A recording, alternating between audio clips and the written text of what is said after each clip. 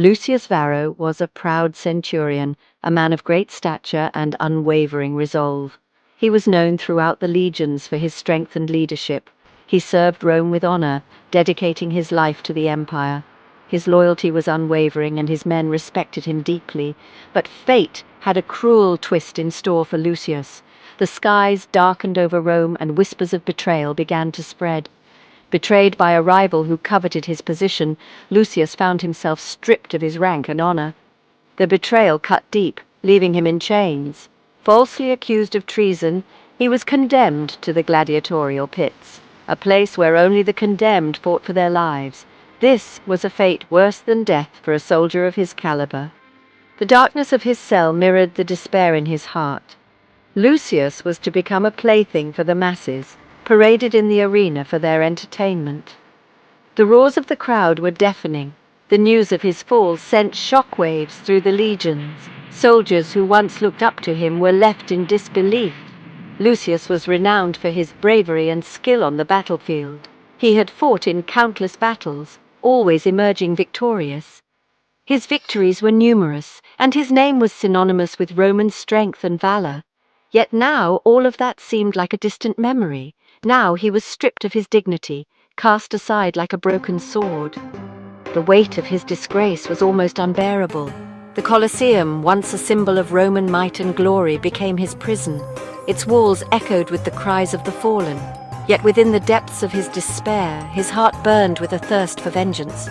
He vowed to reclaim his honor and make his betrayers pay. Lucius Varro would not be forgotten.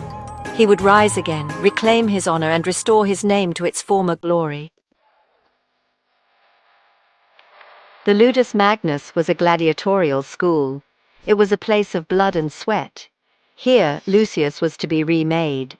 He would become a weapon in the arena. His trainer was Gaius Cassius, a veteran lanista. Cassius was a stern man, hardened by years of experience. He saw potential in Lucius. Lucius was trained alongside criminals and slaves. They were a motley crew, but each possessed a will to survive. Day and night they honed their skills. Swords clashed, shields thudded, and the air reeked of sweat and fear. Lucius excelled, his military discipline giving him an edge. He was a natural. The day arrived when Lucius would face his first opponent. The Colosseum was packed. The crowd roared with bloodlust.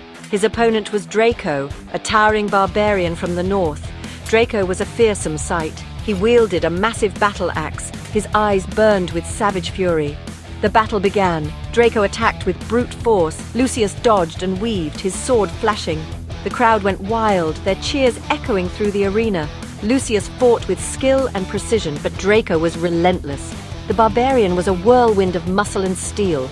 Lucius was tiring. He knew he had to end this quickly. Section 4. The Emperor's Mercy. Lucius saw an opening. He feinted left, then struck right with all his might. His sword found its mark, piercing Draco's armor. The crowd gasped. Draco roared in pain. He stumbled, his axe falling from his grasp, unable to continue. Lucius stood over him, sword poised for the kill. He looked up at the Emperor's box, his heart pounded. The Emperor Tiberius watched with cold eyes. He raised his hand, a signal for mercy. The crowd erupted. They chanted Lucius's name. He had won. But victory felt hollow. He was still a slave, bound to the arena, his fate uncertain.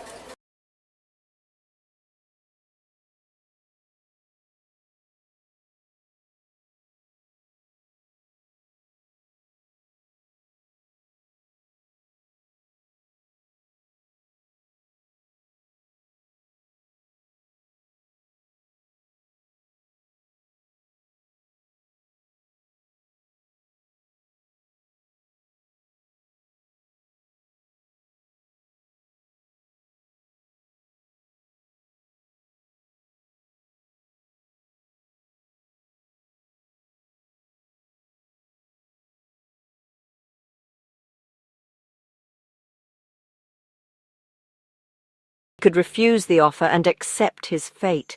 He could die with honor, refusing to be a pawn.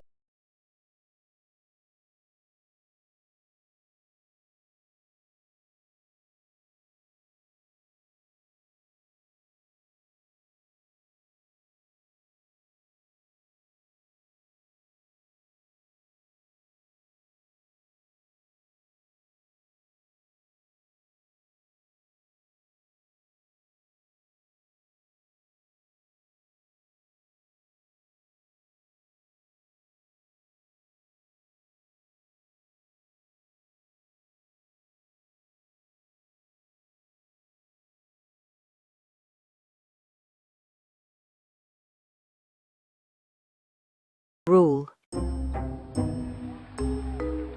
Section 6. Trial by combat. The day of Lucius's final trial arrived. The Colosseum was even more crowded than before. The air crackled with anticipation. This was no ordinary fight. Lucius's opponents were the Praetorian Guard, the Emperor's elite warriors. They were the best Rome had to offer. The guards surrounded Lucius. They moved with deadly precision. Their armor gleamed in the sunlight.